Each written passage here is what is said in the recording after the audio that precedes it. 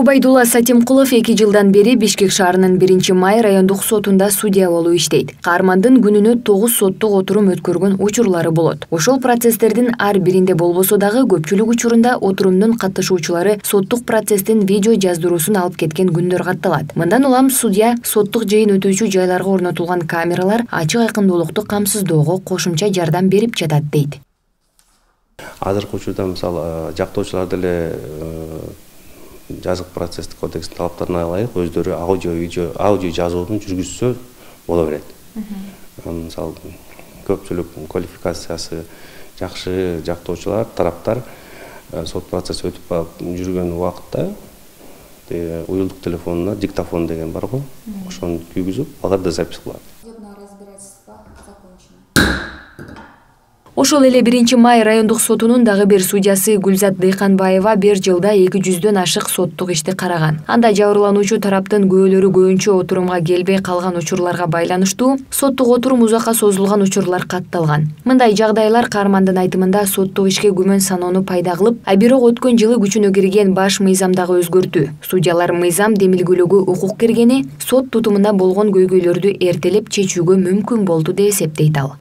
На данном этапе можно сказать, что мы многого достигли. Азыркы баскычта сот реформасы көрүнөрлүк, байкалаарлык көрсөткүчтөргө жетти деп айта алам. Бизде азырда бул реформа президенттин көзөмөлүндө дагы да уланып жатат. Себеби бул сот тармагын бир күндө реформалап коюу мүмкүн эмес. Бирок айлык акылардын көбөйүшү, материалдык техникалык базалардын чындалышы сотторду акыйкат чечим чыгарууга жардамын гана бербестен, бул тармактагы көйгөйлөрдү ачыктап, аны жоюу үчүн мыйзам сунуштоого жол берилгени соттордун ишин аз да болсо илгерилетти.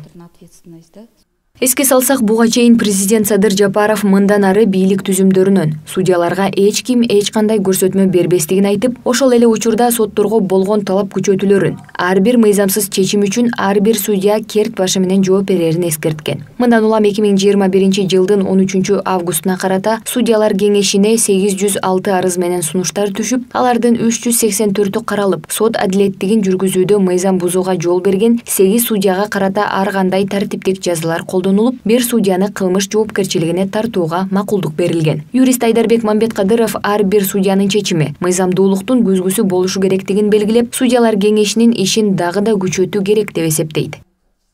Максималдуу түрдө ошол биринчиден өздөрүнүн мүчөлөрүн тандоо жагын карап чыгыш керек. Ал кандай киши мүчө боло алат, тажрыйбасы барбы, түшүнүгү барбы, бир абройлуу, авторитеттүү адамдарды алып келиш керек ал жерге. Жарандык коомдон, тиги юриспруденция өкүлчүлүгүнөн, илимий жактан ошондой бир топ түзүшүбүз керек да.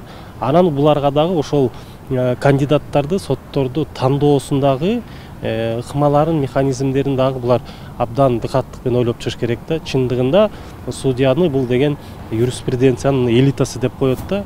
Бирок биз ошол жака чыныгы адискөй, тажрыйбасы мол болгон, мындай жаман ишке аралашпаган, таза бир кадрлар дайындап чыгышыбыз керек. Чындыгында сот бийлигинин акыйкаттуулугу мыйзамдуу көз карандысыз күчтүү өлкөнүн кепилдиги. Кыргызстан мыйзам жоолору урматталган жана кындыксыз аткарылган темирдей бекем тартипке, экономикалык жана саясий реформалардын жоопкерчилигин көрсөткөн. Ошол жоопкерчилик үчүн калың элдин алдында жооп бере ала турган бийлик системасына дагы муктаж. Андай системаны куруу үчүн мамлекеттин башка бутактарына болгон көз карандысыз, күчтүү жана ачык айкын сот бийлигин түзүү керек. Мындан улам президент Садыр Жапаров сот тутумуна татыктуу, принципиалдуу, кара кылды как жарган калыс судьялар келиши керектигин соттор жана адвокаттар менен жолуккан учурда бир канча жолу эскерткен. Көздөгөн орду боюнча судья акыйкаттыкты жайылткан, кара кылды как жарган, калыс жана таза адам болууга тийиш. Азыркы учурда республикада сот адилеттигин жүзөгө ашырууда ар кандай соттук инстанцияларда 450дөн ашык судья эмгектенип келе жатат. Судьялардын иши канчалык оор жана жооптуу, маанилүү жана ардактуу экенин биз жакшы билебиз. Судьялык кызмат юридикалык кесиптин туу чокусу деп айтылып келе жатканы бекеринен эмес, жана аны тандалган татыктуу гана адамдар ээлеши керек.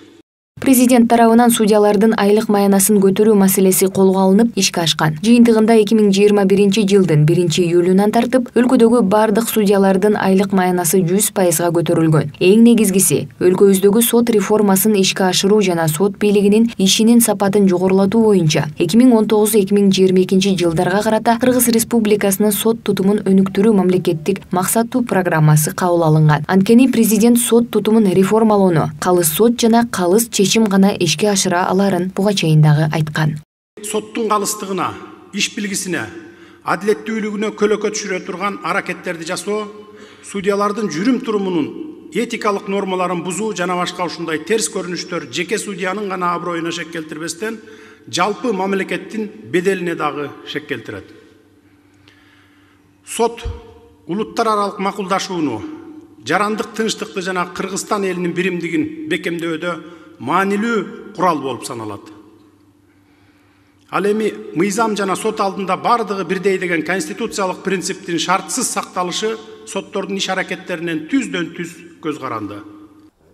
Берилген тапшырмаларга ылайык бүгүнкү күндө республика боюнча жалпы 63 сотто соттук жыйналыштарды аудио-видеого жаздыруу жана протокол жазуу программалык аппараттык комплекси менен 157 сот отурум залдары жабдылган. Аталган программа аркылуу дистанциялык соттук жыйналыштар өткөрүлүп келет. Ал эми 2021 жылы электрондук аткаруу өндүрүшүн өнүктүрүү максатында аткаруу өндүрүшү автоматташтырылган маалыматтык системасы иштелип чыгып ишке киргизилген. Аны менен катар судьяларга жана сот аппаратынын кызматкерлерине каттарды автоматтык түрдө жөнөтүү, видеоконференц байланыш аркылуу жергиликтүү соттордо аралыктан окутуу иштери колго алынган. Муну эксперттер соттук реформанын сөздөн ишке өткөн экинчи баскычы деп эсептешет. Мындай түзүлгөн шартта судьялар жарандын соттун акыйкаттуулугуна болгон ишенимин толук кайтарышы керек деп эсептешет. Айза Камчыбекова, Нурдан Карыпбеков, Пирамида.